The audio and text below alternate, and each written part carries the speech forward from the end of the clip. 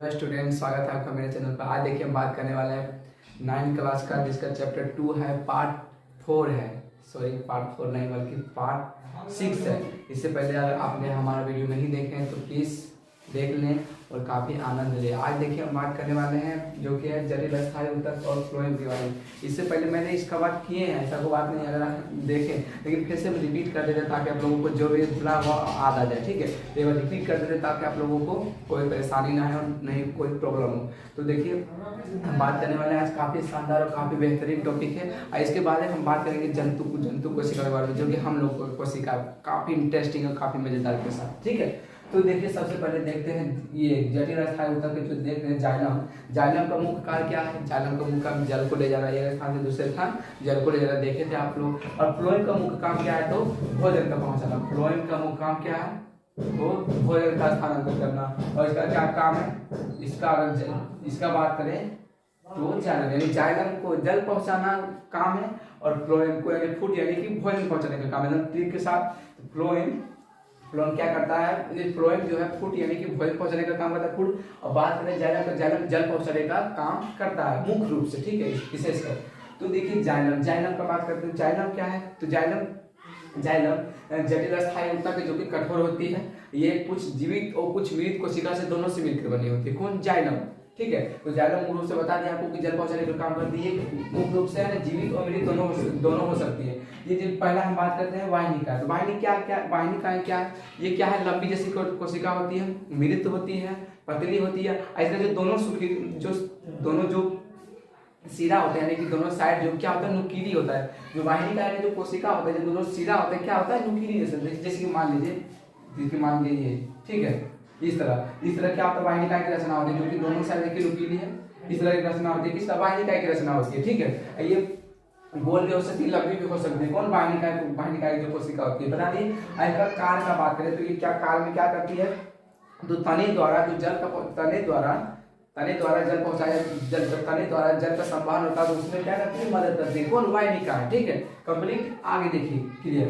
तो देखिए वाहिनिका क्या है? तो वाहिनिका ये भी पतली जैसी बेलनाकार जैसी रचना होती है। ठीक है, ये भी क्या होती है? पतली। ये मृत भी होती है। ठीक है, ये मृत भी होती है। वाहिनिका है। और क्या है इसका काम का क्या है?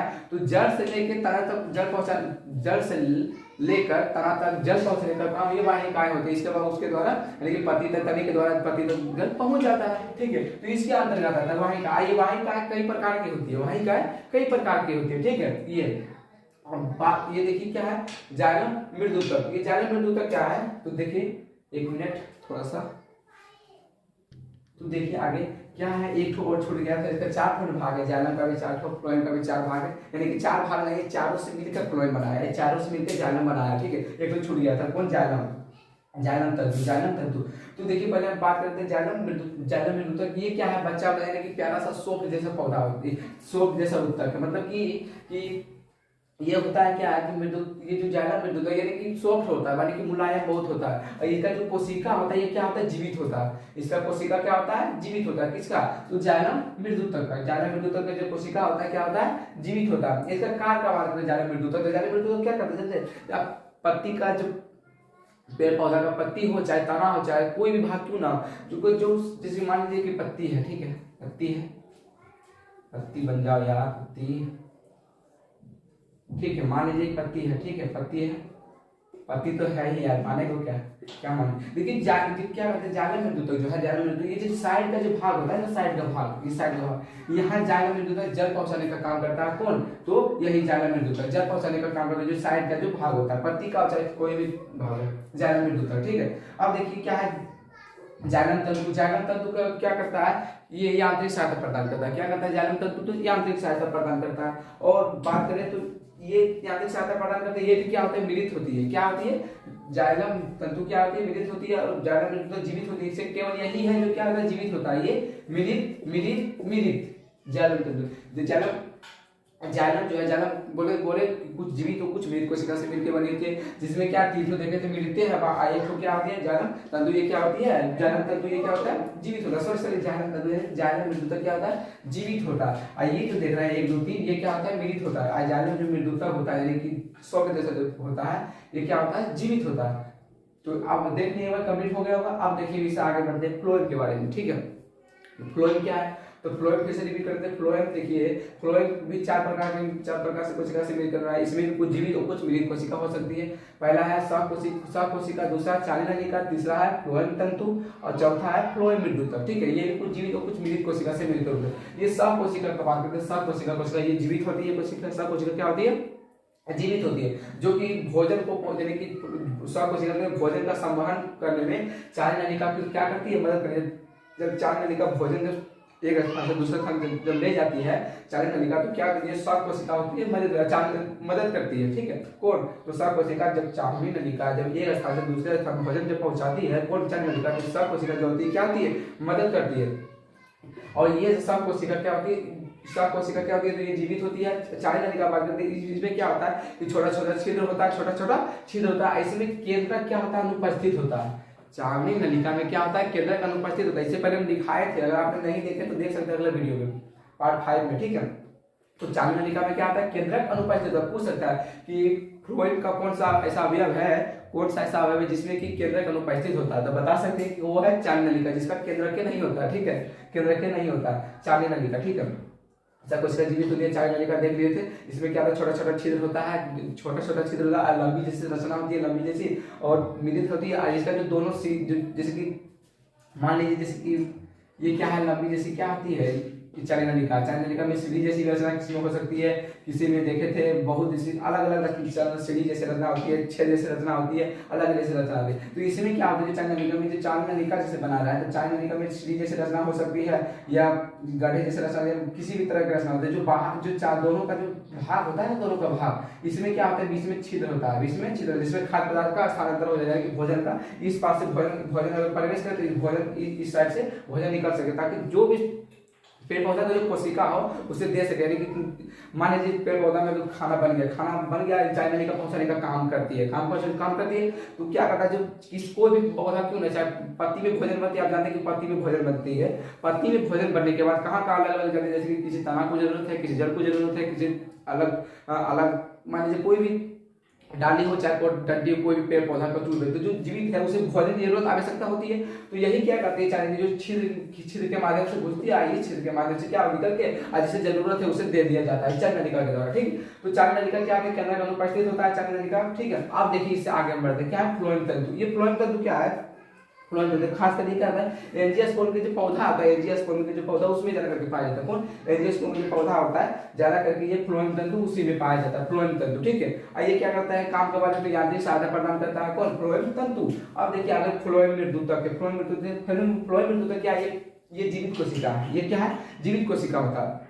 जैसे भोजन का, जैसे कि एंजियोस्पर्म का जो पौधा होता है, एंजियोस्पर्म का जो पौधा, तो जो भोजन का स्थान अंतर जो होता है, भोजन का स्थान यानी कि एक स्थान से दूसरे स्थान में भोजन का स्थान अंतर होता है, तो ये होता है फ्लोएम मृदुतक के द्वारा, फ्लोएम मृदुतक के द्वारा। फिर से रिपीट करते हैं, सहकोशिका क्या है, तो सहकोशिका है एक जीवित कोशिका है जो कि चालनी नलिका जब भोजन एक स्थान से दूसरे स्थान संवहन जब करती है भोजन का, तो सहकोशिका चालनी नलिका की मदद करती है, बगल में पाई जाती है। फ्लोएम भी इसका जस्ट अपोजिट बगल में पाई जाती है। अब फ्लोएम की बात करें, एंजियोस्पर्म के पौधों में जाकर पाई जाती है, काम का बात करें यांत्रिक सहायता प्रदान करती है। और फ्लोएम मृदुतक की बात करें, एंजियोस्पर्म का जो पौधा होता है, फ्लोएम मृदुतक इसे मदद करती है। ठीक है, अब देखिए एक और बच गया था, जाइलम तंतु, जो जाइलम तंतु देख रहे हैं, ये जो द्विबीजीय पौधा होता है, द्विबीजीय पौधा मतलब क्या है, जो भी फल है, मान लीजिए कोई पौधा का जो फल होता है उसमें दो बीज होता है। ठीक है, दो बीज, ये द्विबीजीय पौधा है, जाइलम तंतु से ज्यादा करके जाइलम तंतु इसमें पाया जाता है। ठीक है, इसमें आया था दो यानी कि काष्ठीय बीज आया था इसमें, जाइलम तंतु में, जो नहीं बताए थे काष्ठीय। तो ये यही जो दो बीज रहता है, जैसे कि मान लीजिए कोई फल है, चाहे आम हो चाहे कुछ भी हो, ठीक, इसमें जो बीज जो होता है, इसमें दो होता है, इसमें दो भाग होता है, इधर वो इधर, तो इसमें जाइलम तंतु के अंतर्गत आता है। तो ये बार रिपीट हो गया। अब इससे हम तुरंत अभी हम बात करते हैं किसका, तो जंतु ऊतक के बारे में, जो कि काफी शानदार और बेहतरीन है। ठीक है, देखिए आगे देखते रहिए। सॉरी, एक टॉपिक और छूट गया, इसके लिए सॉरी। देखिए जो ये जो वाहिनिका है, जो वाहिनिका एक बात हम इसका बताना भूल गए, इसका जो कोशिका भित्ति होती है, क्या कोशिका भित्ति मोटी होती है, कोशिका भित्ति क्या होती है, वाहिनिका की कोशिका भित्ति मोटी होती है। देखिए टॉपिक क्या है, तो मान लीजिए जैसे कि ये जो होता है फ्लोएम क्या होता है, दो दिशीय होता है, और जंतु का एक दिशीय, मतलब क्या दो दिशीय, एक दिशीय, तो देखिए बताते हैं। देखिए पौधा पढ़ते हैं, पौधा पर आ जाओ, ये पौधा है, ठीक है, पौधा, ठीक है, क्या है पौधा। जो पौधा होता है, मान लीजिए पौधा, आप जानते हैं कि पौधा पौधा का जो खाना बनता है, पौधा का जो खाना बनता है पत्ती में ही बनता है,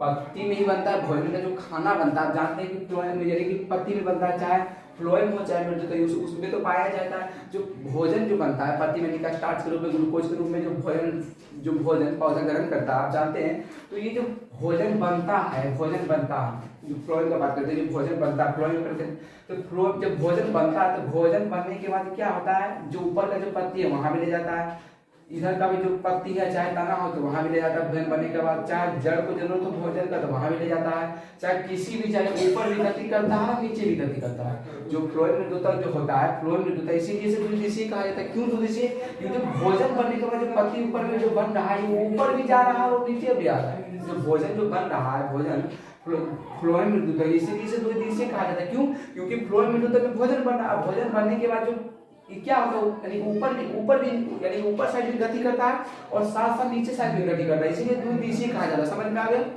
ये द्विदिशीय से क्यों कहा जाता है? क्योंकि भोजन बनने के बाद ये ऊपर भी चला जाता है साथ साथ नीचे भी चला जाता है, ठीक है। और देखिए हम आगे बात करते हैं इसका जालम ऊतक जो होता है, जालम ऊतक, तो जालम ऊतक क्या होता है कि ये पौधा होता है ये नीचे से गति करता है। क्यों? क्योंकि जालम का मुस्कान है जल को ले जाना, तो इसीलिए जल जो होता है जल नीचे से ऊपर गति करता है। जो जल होता है क्या होता है, नीचे से ऊपर गति करता है। ये जालम ऊतक के अंदर आता है। क्यों?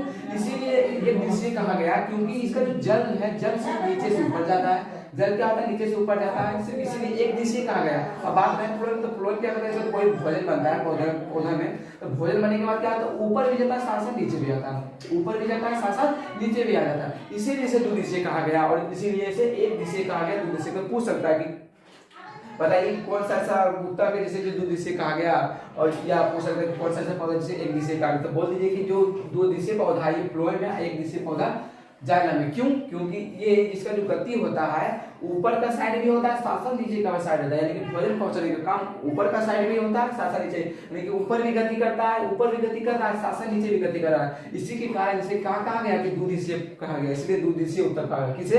तो फ्लोएम ऊतक को किसे द्विदिशीय कहा गया, तो फ्लोएम ऊतक को द्विदिशीय ऊतक कहा गया। जाइलम को क्यों एक दिशीय कहा गया? क्योंकि इसका जो गति होता है सिर्फ नीचे से ऊपर होता है, इसीलिए एक दिशीय कहा गया। अब ऐसा थोड़ी होता है कि जल ऊपर में ही रहता है, ऐसा होता है? जल खनिज कहाँ पाया जाता है? धरती में। धरती से ही तो मूल रूप के द्वारा ये अवशोषित करने के बाद जहाँ जाते हैं प्रकाश संश्लेषण में जरूरत होता है जल का, तो वहां जाके चल जाते हैं, वहां क्लोरोफिल उपस्थित होता है, साथ साथ सूर्य प्रकाश में और वायुमंडल से कार्बन डाइऑक्साइड लेने के बाद ये प्रकाश संश्लेषण की क्रिया करके रासायनिक ऊर्जा में बदलने के बाद ग्लूकोज की निर्माण होती है। जानते हैं हम प्रकाश संश्लेषण जब बताएंगे तो डिटेल से बताएंगे। तो यही हम बोल रहे हैं, जो दो दिशा इसे फ्लोएम इसीलिए कहा गया क्योंकि जो दो दिशा ऊपर का भी जाता है साथ साथ नीचे भी होता है, इसीलिए दो दिशा कहा गया। जाइलम जो है, जाइलम का सिर्फ एक ही तरफ गति करता है, इसीलिए एक दिशा कहा गया। अब देखिए आगे बात करते हैं जंतु कोशिका, कोई नहीं छोटा, ठीक है, जंतु कोशिका यानी कि जंतु तक का बात करते हैं। फ्लोएम इसका बात हो गया, यानी कि बात करें तो फ्लोएम और पेड़ पौधा का जो यानी कि पादप ऊतक हो गया। अब बात करेंगे जंतु ऊतक के बारे में, ठीक है, जंतु ऊतक के बारे में।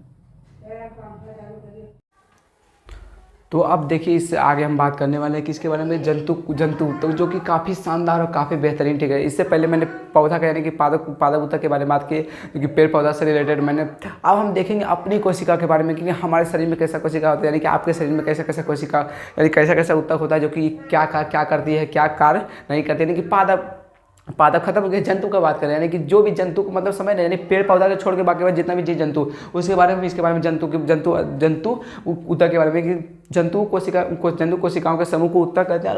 ये तो आपको पता है, जंतु ऐसे नहीं है जो एक जैसे। ऊतक का हम बात करते हैं कि ऊतक कैसे करते हैं, जो एक जैसे संरचना हो, एक जैसा कार्य हो, एक ही काम करने वाला जो ऊतक हो, यानी कि एक ही जैसा, उसे क्या कहते हैं, तो ऊतक कहते हैं। लेकिन जंतु ऊतक, जंतु कोशिकाओं के शरीर में जो ऊतक होता है, जंतु कोशिका के शरीर में जो ऊतक होता है, ऊतकों के समूह क्या कहा जाता है, तो जंतु ऊतक। तो देखिए जंतु ऊतक का बात करेगा, काफ़ी शानदार और काफ़ी बेहतरीन है, क्योंकि हमारे शरीर में होता है, आप लोगों के शरीर में होता है। जंतु कोशिका पाया जाता है, चाहे भैंस हो, चाहे बकरी हो, चाहे कुत्ता हो, चाहे हाथी हो, चाहे बैल हो, कोई भी क्यों ना हो, केवल किसे छोड़कर, केवल पेड़ पौधा यानी पादप यानी वनस्पति ऊतक को छोड़कर हम सभी को क्या कह सकते हैं, जंतु ऊतक कहते हैं। समझ में आ गया।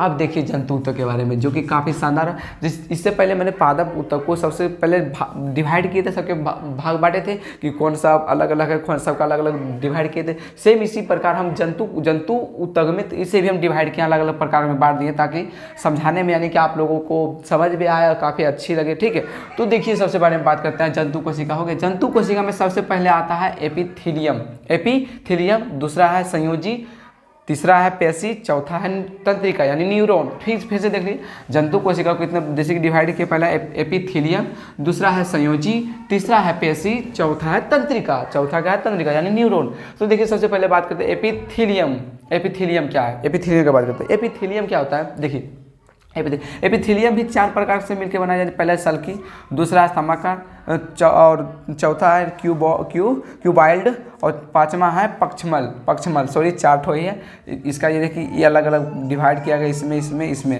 एपिथीलियम का पहले देखिए, एपिथीलियम की बात करते हैं। सबसे पहले है सल्की, दूसरा है सल्काव, तीसरा है क्यूबाइल्ड, पांचवा है चौथा है पक्षमल। पहला, दूसरा, तीसरा, चौथा मिस्टेक हो रहा है। ठीक है, तो होता है, कभी कभी मिस्टेक होता है। एपिथीलियम का बात करते हैं। सबसे पहले सल्की। तो सल्की क्या होता है, जो हमारे सेल्स मतलब कुछ जो हमारे स्किन देख रहे हैं, हमारे स्किन का जो बाहर का जो परत होता है, सबसे बाहर का। सेम मछली आप देखें, मछली आप लेने जाइएगा तो क्या होता है, उसे खरोचता है, यानी लगल जो खरोचता है, जो बाहर का जो देखते हैं लेयर, आपको इस तरह जो लेयर दिखता है, देखते हैं कि ना लेयर, इस तरह लेयर देखते हैं। जो बाहर का जो पतली जैसे लेयर होती है, जो मछली का, उसे क्या कहा जाता है, सल्की। सेम हमारे जो बाहर का सबसे बाहर का जो परत होता है, उसे क्या कहा जाता है, सल्की। सेम मछली में देखें, आप लोग देखे होंगे, जब आप मछली खरीदने जाएंगे तो उसे क्या करता है, पहले छीला यानी कि ऊपर का जो अस्तर लगड़ के हटाया जाता है। ठीक है, तो उसे क्या कहा जाता है, सल्की कहा जाता है। उसे क्या कहा जाता है, सल्की। तो सल्की के बारे में समझ में। अब देखिए स्तंभाकार क्या है, जो हमारे शरीर में जो मान लीजिए लंबी जैसी जहाँ पाइप जैसी कोशिका है, जहाँ की लंबी जैसी रचना होती है, पाइप जैसी रचना होती है, वहाँ है ना स्तंभाकार ऊतक पाया जाता है। यानी कि लंबी जैसी रचना होती है, चाहे हमारे शरीर में कोई भी जगह की हो जहाँ लंबी पाइप जैसी रचना पाई जाती है, यानी कि लंबी समझ। तो सभी के बारे में, ये नहीं कि हम बस इतना बता दें इतना में काम चलेगा, ऐसा नहीं। हम फिसलकी के बारे में बात करेंगे, स्तंभाकार यानी कि क्यों बारे, यानी एक जो पार्ट है सभी के बारे में हम डिटेल से देखेंगे। तो बस बता रहे हैं, जिसके बांटे हैं तो डिवाइड किए हैं तो हम बता ही दे रहे हैं। तो ठीक है, तो सल्की के देख लिया, मछली जैसे उदाहरण करते हैं, तो स्तंभाकार जैसे पाइप जैसे रचना होती है, लंबी जैसे जहाँ पाइप जैसे रचना पाई जाती है, वहाँ है ना स्तंभाकार पाया जाता है, स्तंभाकार होता है। और बात करें क्यूबाइल्ड क्या है, तो क्यूबाइल्ड जहाँ घनाकार जैसे रचना होती है हमारे शरीर में, जहाँ घनाकार जैसे मतलब कि जहाँ जैसे कि घनाकार मतलब कि हमारे पेट में बहुत सारी रचना है। तो मान लीजिए कहीं भी हमारे शरीर में कोई भी रचना क्यों नहीं, जहाँ घनाकार मतलब कि ज़्यादा समूह में जहाँ पाई जाती है, तो यह वही क्यूबाइल्ड पाया जाता है। क्यूबाइल्ड। और देखिए पक्षमल क्या आता है, हमारे जो ट्रेकिया जो 2 भागों में बांटा गया, वहाँ भी पक्षमल का ज़्यादा कार्य है। और बात कर रहे हैं स्त्री का, जो मादा होती है, मादा यानी कि अंडाणु का जो अंडाणु गर्भाशय में जाती है, तो यही इसी पक्षमल के कारण जाता है, यानी कि इसी फिर उसमें भी मदद करती है, किसे, ये पक्षमल मदद करता है। अब देखिए संयोजी क्या होती है, जो हमारे जैसे हम लोगों का शरीर, चाहे आप लोगों का शरीर है, जंतु कोशिका का शरीर, जो उस शरीर जो होती है, जो जोड़ने का काम करती है, यानी कि जोड़ने का जो काम मानी, ये क्या है, चमड़ा है ना, और अंदर में क्या है, हड्डी है। एक बात बताएं, अगर हमारे शरीर में अगर हड्डी नहीं होती तो क्या हम खड़े रह सकते हैं, नहीं रह सकते। क्या कारण, क्या उसी के कारण, माने कि वो क्या कर रहा है, सहारा प्रदान कर रहा है ज़्यादा करके। क्यों, क्योंकि माने कि यांत्रिक सहायता प्रदान करता है ये संयोजी होता है, यानी किसको, तो हड्डी। अगर हड्डी नहीं होता तो पता है, अमीबा को देखे हैं, अमीबा अब देखे नहीं होंगे तो अमीबा नाम सुने होंगे। अमीबा क्या होता है, कभी इधर से कभी जैसे मन हुआ ऐसे बढ़ गया, देखें अमीबा। तो सेम अमीबा का हाल मेरा भी होता, अरे मेरा नहीं, जिसका यानी कि जिसमें हड्डी नहीं होता, सेम उसी तरह, यानी कभी इधर बढ़ जाता, कभी इधर बढ़ जाता। देखे नहीं, कोई मान लीजिए कि कोई आटा सान के कोई गोली जैसा बना लिया, उसे बना दीजिए, कोई भी मुरूद जैसा या कोई भी मान लीजिए खिलौना या कोई भी बना दीजिए, उसे खड़ी कर दीजिए, बस कुछ यानी कि पल भी नहीं रहता, फटक गिर जाता। कारण क्या है, उसमें हड्डी यानी कि सहारा प्रदान नहीं है, उसमें सहारा नहीं है। अगर मान लीजिए उसे हम सुखा देते हैं, उसमें क्या होता है, यानी कि कुछ उसमें जो पानी की द्रव होता है यानी पानी जो होता है क्या होता है, उड़ जाता है, जिसके कारण क्या होता है कठोर होता है, इसके कारण वो खरीदा सकता है। लेकिन संयोजी उत्तक ये क्या होता है, जोड़ने का काम करता है। ठीक है, जोड़ने मतलब कि हमारे शरीर में जो सेल से साथ जो कोशिका है यानी चमड़ा जो है उससे और साथ साथ जो हमारे हड्डी उससे एक दूसरे से जोड़ने का काम संयोजी उत्तक में होता है, समझे, जोड़ने का काम करता है। इसमें क्या है देखिए, एक वास्तविक है, दूसरा कंकाल है, तीसरा क्या है तरल संयोजी। वास्तविक क्या है देखिए, हमारे शरीर में बहुत ऐसा एंटीबॉडी कोशिका है जो कि हमेशा मारने के लिए तैयार रहता है कि आ जाओ कौन है, मार धाने लड़ाई झगड़ा के लिए तैयार रहता है हमारे शरीर में। ऐसा भी कोशिका है, ऐसा नहीं है कि बस कि हम ही खाली मारने के लिए रेडी है, नहीं मारने के लिए हमारे शरीर हमें मान लीजिए हमारे शरीर में कोई वायरस घुस जाए, कोई कीटाणु, कोई भी बैक्टीरिया घुस जाए, तो क्या हमारे शरीर में अगर वास्तविक में अगर नहीं रहेगा, हमारे शरीर में एंटीबॉडी का निर्माण नहीं होगा, तो क्या हम जी सकते हैं? मान लीजिए कोई वायरस घुसा, फटाक चले गए। ऐसा नहीं होता कि आप बोलिएगा कि बहुत लोग तो देखते हैं मर जाता है, उसका एंटीबॉडी कहाँ मदद करता है यानी कि उसको सहायता कर। देखिए होता है कि जैसे कि मान लीजिए कि जितना क्षमता है उतना ही संभाल सकता है ना आपका शरीर का जो एंटीबॉडी है, उतना ही संभाल सकता है। मान लीजिए उससे बड़ा आ गया, उससे ही शक्तिशाली आ गया, तो संभाल सकता है? बिल्कुल नहीं। तो जितना क्षमता उतना कार्य करती है। तो वास्तव में क्या होता है कि हमारे शरीर में ऐसा भी कोशिका होता है जो कि लड़ाई झगड़ा करने के लिए तैयार होती है, कुछ बचाने के लिए भी रेडी रहता है, और कुछ मान लीजिए वगैरह वायरस कुछ भी हमारे शरीर में अगर प्रवेश कर जाए तो उसे नाश करने के लिए भी रेडी रहता है। किसमें? तो इसमें हम बात करेंगे वास्तविक में। ठीक है, किसमें? वास्तविक में। अब देखिए आगे क्या है, कंकाल। क्या है कंकाल? काफ़ी शानदार। कंकाल क्या है? हड्डी। महानदी का कंकाल नहीं समझ लीजिएगा, ठीक है, कंकाल समझ। हमारे हड्डी जो एक दूसरे से जुड़ा है। जैसे कि देखिए उदाहरण के तौर पर हमारे ये हाथ है, ठीक है, लेफ्ट का हाथ, जो ये मान लीजिए कि हम ये हाथ उठा रहे हैं, ये उठाने का, तो ये काहे उठ जा रहा है? कारण क्या है बताइए? कुछ तो कारण है। हाँ, सुनते हैं कि हाँ ये दोनों क्या है, अलग फर्क है। सुनते हैं ना कि जानते भी है कि दोनों जो है, दोनों का जो कंकाल यानी हड्डी है दोनों अलग है, बस थोड़ा सा क्या हुआ, जॉइंट हुआ है, थोड़ा सा जॉइंट हुआ है थोड़ा सा। लेकिन क्या कारण है कि हम यहाँ उठाते थे वहाँ यहाँ उठ जाता है? कारण क्या है? तो ये कंकाल, इसी के बारे में चर्चा करेंगे, क्यों उठ जाता है और क्यों हमारे दादाजी, चाहे आपका दादाजी, चाहे किसी का भी दादाजी हो, दादी जी हो, कि यानी कि जोड़ों से दर्द होने लगता है, कि काफ़ी दर्द होता है कि नहीं, घुटना में हो चाहे पैर में चाहे होता है, ज़्यादा करके हड्डी, ज़्यादा करके जहाँ जोड़ का स्थान होता है, मतलब कि मान लीजिए जो हड्डी जैसे घुटना, चाहे पैर का घुटना हो, चाहे हाथ का घुटना, चाहे कोई भी घुटना हो, एक दूसरे के जहाँ जुड़ा हुआ ज़्यादा करके वहीं दर्द होता है। कारण क्या है? तो इसी के बारे में चर्चा करेंगे। किसमें? कंकाल में, कि हड्डी में, यानी एक दूसरे जहाँ जुड़ा।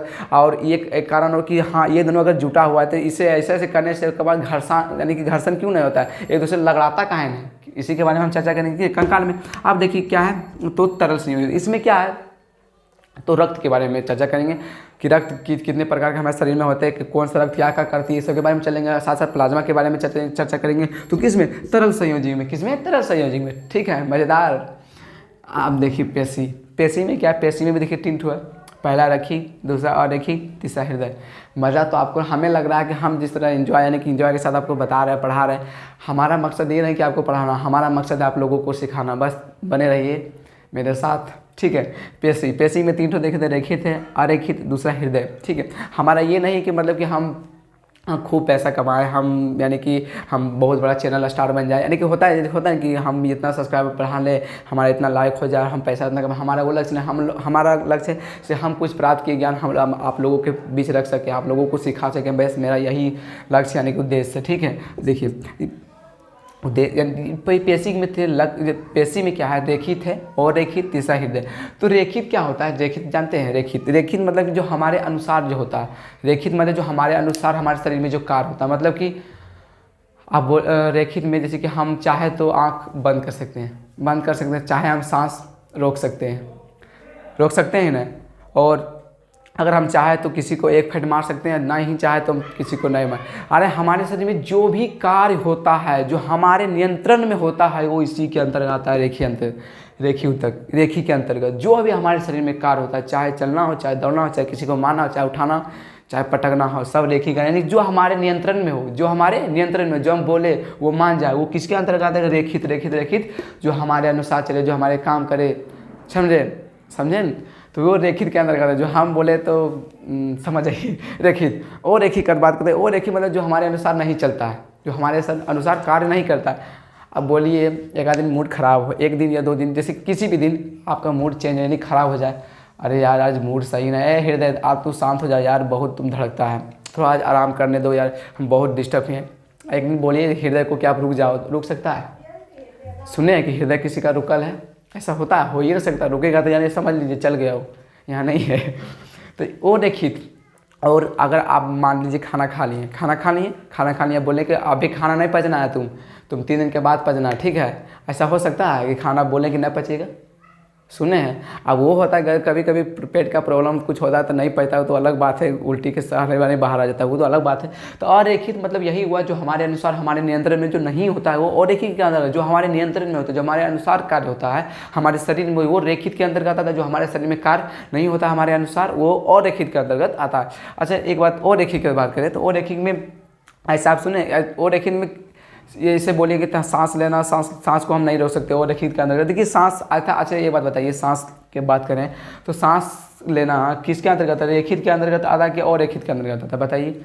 रेखित के अंतर्गत आ सकता है कि और रेखित के अंतर्गत? सांस ले रहे हैं, बताइए।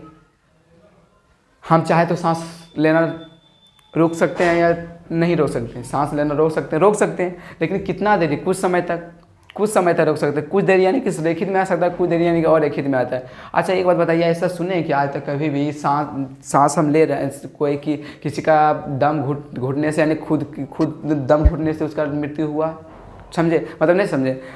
अधिकतर अगर किसी का मृत्यु होता है तो हाँ ये सुने, किसी का जहर खाने से मृत्यु हो, कोई फांसी लगाने से मृत्यु हो, कोई गला काटने से मृत्यु हुआ हो, चाहे छत से गिरने से मृत्यु हुआ, अलग अलग प्रकार से मृत्यु होता है। लेकिन ऐसा सुने हैं कि किसी को खुद सांस रोक के और किसी का मृत्यु हुआ है, यानी कि खुद ही सांस रोक लो खुद ही मृत्यु हुआ? ऐसा तो नहीं हो सकता।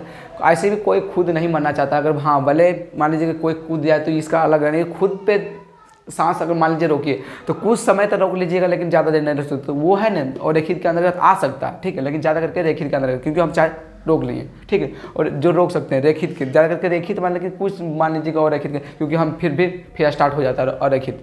तो देखिए अब हृदय क्या होता है? रेखित के समझ, जो हमारे अनुसार कार्य होती है वो रेखित के अंदर आता है, और रेखित जो हमारे अनुसार कार्य नहीं होती है और रेखित के अंदर। रेखित में समझ जो हमारे अनुसार चाहे कुछ भी हो, चाहे आँख मुनना हो, चाहे चलना हो, चाहे उठना, चाहे किसी को मारना, चाहे उठाना, रेखित के अंतर्गत। हमारे शरीर में जो बाहर का अधिकतर कार्य होता है किसके अंदर आता है? रेखित के अंतर्गत, यानी जो हम कर सके रेखित के अंदर, और रेखित जो हमारे अनुसार नहीं कार्य हो और रेखित के अंतर्गत। अब देखिए हृदय का बात। आप जानते हैं हमारा जो हृदय है, हम किसी भी हालत में उसे तोड़ नहीं सकते, टूट नहीं सकता। हृदय का नाम सुने? हृदय जो धक धक करते रहता है वो टूट नहीं सकता, वो टूटता नहीं है हृदय, ठीक है? तो इसी के बारे में हम चर्चा करेंगे। आप देखिए तंत्रिका जिसे हम न्यूरॉन भी कहते हैं, जानते हैं तंत्रिका? न्यूरॉन ये काफ़ी बेहतरीन है। बोलिए कैसे? अच्छा, अब रात में सोए हैं, बोलेंगे आज तो काफ़ी ज़्यादा लेक्चर देना है, यानी एडवांस बोल रहे हैं, ऐसा नहीं है, ताकि हमें भी कुछ एंजॉय आता है आप लोगों के साथ, ठीक है? न्यूरॉन क्या होता है, यानी तंत्रिका क्या होता है?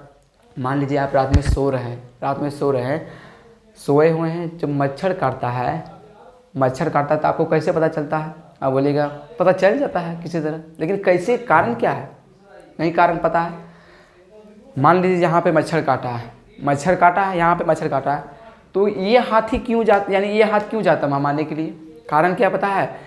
इस हाथ पे मच्छर काटा, चाहे कुछ भी हुआ, या यह हाथ में हुआ, यानी कि प्रॉब्लम कुछ हुआ, तो इसका जो नस है, इसका जो नस हुआ ये किससे जुड़ा हुआ है? यानी यहाँ से लेके यहाँ से जो नस हुआ ये रीढ़ की हड्डी से जुड़ा है, और रीढ़ की हड्डी के माध्यम से ये कहाँ जुड़ा है? ये मस्तिष्क जुड़ा हुआ है। मस्तिष्क यानी कि तंत्रिका कोशिका, जो कि लंबी कोशिका होती है, ठीक है? लंबी कोशिका लगभग 1 मीटर का होता है, 1 मीटर।